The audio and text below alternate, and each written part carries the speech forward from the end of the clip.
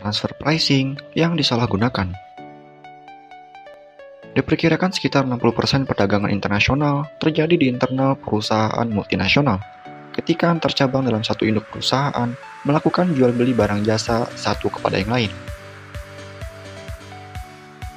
Walau penghindaran pajak tidak terbatas pada perusahaan multinasional, perusahaan yang memiliki banyak cabang yang beroperasi di berbagai negara dapat memanipulasi keuntungan yang harusnya terkena pajak dengan lebih mudah. Salah satu mekanisme penting yang biasanya digunakan perusahaan multinasional agar lolos tanpa membayar pajak kepada pemerintah adalah dengan memanipulasi harga barang dan jasa yang harus dibayarkan kepada perusahaan dalam induk perusahaan yang sama, namun lintas batas negara. Transfer pricing sendiri adalah sistem penetapan harga atas transaksi barang jasa antar pihak-pihak terkait. Misalnya, perusahaan di bawah bendera yang sama di satu kelompok perusahaan tertentu yang dikontrol secara bersama-sama oleh satu grup perusahaan. Masalahnya adalah bagaimana mengalokasikan biaya produksi dan penjualan produk atau jasa dan keuntungan yang diperoleh dari penjualan.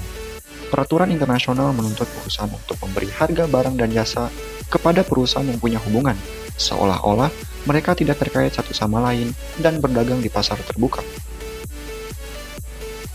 Dalam konteks ini, satu perusahaan dapat menetapkan penjualan barang dan jasa oleh perusahaan terafiliasi di dalam satu perusahaan kepada yang lain, dengan harga tinggi atau rendah secara artifisial. Dan itulah penjelasan singkat tentang transfer pricing yang disalahgunakan.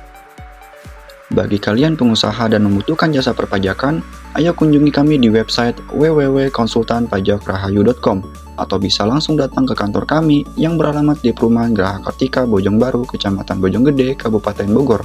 Di sini, kami melayani jasa perpajakan dan juga pembukuan akuntansi.